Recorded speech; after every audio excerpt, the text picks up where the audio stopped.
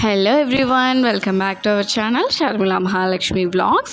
நான் ஷர்மிளா அகைன் ஒரு பிரம்ம முகூர்த்த பூஜையோடு தான் ஸ்டார்ட் பண்ணியிருக்கேன் வீடியோவை. துளசி செடியிலேருந்து கோலம் போட ஸ்டார்ட் பண்ணியிருக்கேன். சும்மா குட்டியாக ஒரு தாமரை பூ அந்த மாதிரி போட்டுப்பேன். வெள்ளைக்கோல பொடியோடு பார்த்திங்கன்னா காவி பொடியும் வந்து ஆட் பண்ணி நான் போட்டுக்குவேன். கோலம் எப்போவுமே வெறும் வெள்ளையாக அப்படி வந்து போடக்கூடாது. ஒன்று மஞ்சள் குங்குமம் நடுவில் வச்சுக்கலாம், இல்லைன்னா கலர் இருந்தால் கலர் கோலப்பொடி போட்டுக்கலாம், காவி இருந்தால் காவி போட்டுக்கலாம். காவியும் இந்த வெள்ளை கோலப்பொடியும் மாக்கோலமாக இருந்தால் இன்னும் சூப்பர். ஸோ இது பார்த்திங்கன்னா மகாலட்சுமிக்கு ரொம்ப பிடிச்சமான ஒரு கோலம். நம்ம வந்து தாமரை கோலமும் சரி, அந்த வெள்ளையோட ப்ளஸ் வந்து நம்ம காவி போடுறோம் இல்லையா, அது வந்து அவங்களுக்கு அவ்வளோ பிடிக்கும் அப்படின்னு சொல்லுவாங்க. அதுக்கப்புறம் நம்ம கிச்சன்லேயும் பார்த்திங்கன்னா மாக்கோலம் போட்டுக்கிறேன். கிச்சனில் அப்புறம் சாமி ரூமில் எல்லாத்துலேயும் நான் மாக்கோலம் போட்டுக்கிட்டேன். வாசலில் மட்டும் நம்ம பகலில் தான் போட முடியும், ஏன்னா கொஞ்சம் சேஃப்டி ப்ராப்ளம்ஸ் இருக்கனால வாசலுக்கு நான் போகல. இங்கனக்குள்ளேயே வீட்டுக்குள்ளேயே வந்து கிச்சனில், அப்புறம் துளசி மாடத்துக்கிட்ட, அப்புறம் நம்ம சாமி ரூமில், ஸோ அந்த மாதிரி குட்டி குட்டியாக கோலம் மட்டும் போட்டுக்கிட்டேன். ஏன்னா பூஜைன்னு ஆரம்பிக்கும் போது கண்டிப்பாக கோலம் போட்டு தான் நம்ம ஸ்டார்ட் பண்ணணும். அதே மாதிரி முன்னாடி நாள் வச்ச பூவை எடுத்துகிட்டு புதுசாக தான் நம்ம பூ வைக்கணும். ஸோ அந்த மாதிரி நான் பூ வச்சிட்ருக்கேன். இந்த மாதிரி பூ வைக்கும்போது இந்த பூவில் வந்து பன்னீரை நல்லா தெளித்து விட்டுட்டு நீங்கள் வச்சிங்கன்னு வைங்களேன், செம்ம ஃப்ரெஷ்ஷான ஒரு ஸ்மெல் கிடைக்கும், நல்ல வாசனையாக இருக்கும். ஸோ அந்த மாதிரி ட்ரை பண்ணி பாருங்கள். அந்த டே ஃபுல்லாகவே நல்ல வாசனையாக இருக்கும். பன்னீர் தெளித்து வைக்கிறீங்கன்னா ஒரு ஸ்ப்ரே பாட்டில் மாதிரி வாங்கிட்டு பன்னீர் ப்ளஸ் தண்ணி கூட ஆட் பண்ணிவிட்டு நீங்கள் நல்லா ஸ்ப்ரே பண்ணிட்டு பண்ணுங்கள், நல்ல ஒரு வாசனையாக இருக்கும். நான் கரெக்டாக ஒரு 5:10 5:15 பார்த்திங்கன்னா பிரம்ம முகூர்த்த விளக்கு வந்து ஏற்றிட்டேன். ஏற்றி முடிச்சுட்டு இன்றைக்கி ஹோரை டைமில் பார்த்திங்கன்னா நம்ம விளக்கேற்றிடலாம், முருகருக்கு வந்து வெற்றிலை தீபம் போட்டுடலான்னு சொல்லிட்டு பிளான் பண்ணியிருக்கேன். நான் வந்து எப்போவுமே பார்த்திங்கன்னா ஏர்லி மார்னிங் அந்த 5:30 to 6 to 7 வரைக்கும் கூட இருக்காது, 5:30 to 6 நான் வந்து விளக்கேற்றிடுவேன். ஸோ அதுதான் இந்த வீடியோவில் நான் காட்ட போகிறேன். முருகருக்கு இந்த வெற்றிலை தீபம் பார்த்திங்கன்னா நம்ம ஹோரை டைமிங்ஸ்லேயும் நம்ம போடலாம், பிரம்ம முகூர்த்த டயத்துலையும் போடலாம். இதில் வந்து பவர்ஃபுல்லான டைம் தான், இது ரெண்டுமே ஈக்குவலான டைம் தான். பிரம்ம முகூர்த்த டைம் 3:30 to 5:30 ஆர் இல்லை அப்படின்னா செவ்வாய் ஹோரை நேரம்னு பார்த்திங்கன்னா காலையில் 6 to 7 வந்து ஹோரை டைம் இருக்குது. இல்லைன்னா மதியம் 1 to 2 வந்து நமக்கு ஹோரை டைம் வருது, இல்லைன்னா நைட்டு 8 to 9. ஸோ உங்களுக்கு இந்த 3 டைமில் எந்த டைம்லனாலும் நீங்கள் வந்து விளக்கேற்றிக்கலாம்.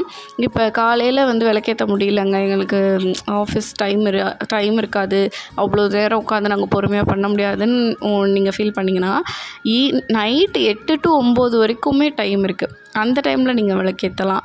இல்லையா ஹாஃப் அ டேயில் போயிட்டு வந்துடுவீங்க அப்படின்னா மதியானம் 1 to 2 ஏற்றலாம். ஏன் ஈவன் ஹவுஸ் ஒய்ஃபே பார்த்திங்கன்னா நம்மளால் ஏர்லி மார்னிங் எந்திரிச்சு பூஜை பண்ண முடியாது, நிறைய வேலை இருக்குது, நைட்டு நாங்கள் லேட்டாக தான் தூங்குகிறோம் அன்ற மாதிரி ஃபீல் பண்ணிங்கன்னா நீங்கள் மதியான நேரத்தில் 1 to 2 நீங்கள் விளக்கேற்றலாம். ஸோ இந்த மாதிரி ஹோரை டைமில் ஏற்றும் போது பிரம்ம முகூர்த்த டயத்துக்கு ஏற்றின ஒரு பலன் இருக்குது. ஸோ கண்டிப்பாக இந்த ஹோரை டைம் யூஸ் பண்ணி நீங்கள் முருகருக்கு இந்த வெற்றிலை தீபம் போட்டு பாருங்கள். எல்லா விதமான பிரச்சனைகள்லேயும் இருந்தும் நமக்கு ஒரு விடிவு காலம் வரும். அதே மாதிரி செவ்வாய் ஹோரை டைமில் வந்து கடன் கூட அடையும் அப்படின்னு சொல்லியிருக்காங்க. கடன் அடையும்னா நம்ம சும்மா உட்காந்து விளக்கேற்றிட்டு இருந்தால் அடையாது, அதுக்கான எஃபர்ட் நம்ம போடணும். ஒரு 100 ரூபா கொடுக்குற இடத்துல ஒரு 10 ரூபா நம்ம கொடுத்தோன்னா அடுத்தடுத்து ஆட்டோமேட்டிக்காக நமக்கு வந்து ஒரு வழி வரும், எப்படியாவது அதை வந்து நம்ம தீர்க்கிறதுக்கான வழி வரும். அதே மாதிரி நோய் கூட சரியாகும்னு சொல்கிறாங்க. இப்போ அந்த டயத்தில் ஏதாவது மெடிசன் எடுக்கிறதா இருக்கட்டும், டாக்டரை போய் பார்க்குறதா இருக்கட்டும், ஹோரை டைமில் பார்க்குறதா இருக்கட்டும், ஸோ அந்த டைமில் பார்த்திங்கன்னா உங்களுக்கு அந்த நோய் கூட கொஞ்சம் கொஞ்சமாக குணமாகும் அப்படின்னு சொல்கிறாங்க. அதே மாதிரி செவ்வாய்க்கிழமையில் விரதம்லாம் இருந்து நெய் விட்டு நீங்கள் வந்து விளக்கேற்றும் போது உங்களுடைய கஷ்டங்கள் எந்த கஷ்டமாக இருந்தாலும் அது தீரும் அப்படின்னு சொல்கிறாங்க. நம்பிக்கையோடு செஞ்சு பார்த்தா கண்டிப்பாக அதோடைய பலன் வந்து நம்ம அனுபவிக்கலாம். அதே மாதிரி சொந்த வீடு வேணும், நிலம் வேணும் அப்படின்னா கூட 9 வாரம் கரெக்டாக நம்ம வந்து தொடர்ந்து இந்த வெத்தலை தீபம் போட்டுகிட்டே வந்தோம்னு வச்சுக்கோங்களேன், கண்டிப்பாக அந்த நிலத்துக்காகட்டும் வீடு கட்டுறதுக்காகட்டும் நமக்கு வழி வரும்னு சொல்கிறாங்க. சும்மா நம்ம வீட்டில் உட்காந்துட்டு விளக்கு மட்டும் போட்டுட்டு இருந்தால் கண்டிப்பாக இதுக்கெல்லாம் பலன் கிடைக்காது. அதுக்கான எஃபர்ட் நம்ம போடணும். கண்டிப்பாக உழைப்பாக இருக்கட்டும், நம்ம அதுக்கான சேவிங்ஸாக இருக்கட்டும், நம்ம சேவ் பண்ணிகிட்டே இருப்போம். ஆனால் ஏதாவது தடை வந்துக்கிட்டே இருக்கும். அந்த மாதிரி இருக்கவங்களுக்கு மட்டும்தான் இந்த பலன் கிடைக்கும் நான் சொல்கிறது. சும்மா விளக்கு மட்டும் நான் ஏற்றி வைக்கிறேன், அந்த எந்த எஃபர்ட்டும் எடுக்க மாட்டேன், முருகர் வந்து வீடு கட்டி தருவாரானா கிடையாது. நம்ம எஃபர்ட் போடணுங்க. கண்டிப்பாக நம்ம எஃபர்ட் போடணும். இப்போ வீடு வேணும் அப்படின்னா அதுக்கான எஃபர்ட் மீன்ஸ் நம்ம சேவிங்ஸில் சேவ் பண்ணணும். கொஞ்சம் கொஞ்சமாக சேவ் பண்ணணும். சேவ் பண்ணும்போது நமக்கு ஒரு வழி வரும். ஏதாவது ஒரு லம்பாக ஒரு அமௌண்ட் வந்து நமக்கு கிடைக்கிற மாதிரியான சுச்சுவேஷன் வரலாம். இல்லை வந்து அந்த மனையோட விலை குறையலாம். ஸோ அந்த மாதிரிலாம் ஆப்பர்ச்சுனிட்டிஸ் வரும் இல்லையா? ஸோ அந்த மாதிரி நான் சொல்கிறேன். சும்மா விளக்கேற்றினா எந்த ஒரு பலனும் கிடைக்காது. நான் அதையும் இந்த வீடியோவில் கிளியராக சொல்லிடுறேன். 9 வாரம் சொந்த வீடு நிலம் வேணும் அப்படின்னா கண்டிப்பாக விரதம் இருந்து நீங்கள் இந்த விளக்கு ஏற்றுங்க.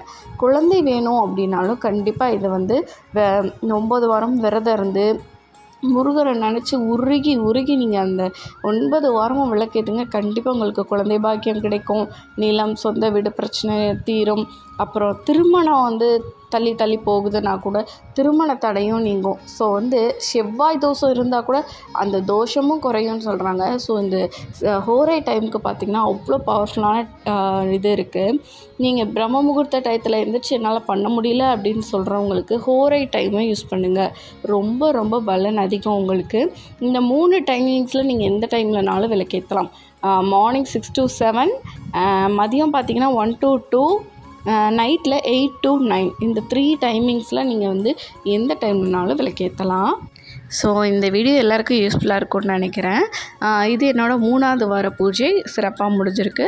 ஸோ நன்றி நான் சொல்லிக்கிறேன் முருகருக்கு.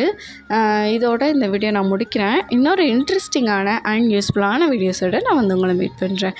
அது வரைக்கும் பாய். நம்ம சேனலை புதுசாக பார்க்குறீங்கன்னா ப்ளீஸ் சப்ஸ்கிரைப் பண்ணி சப்போர்ட் பண்ணுங்கள்.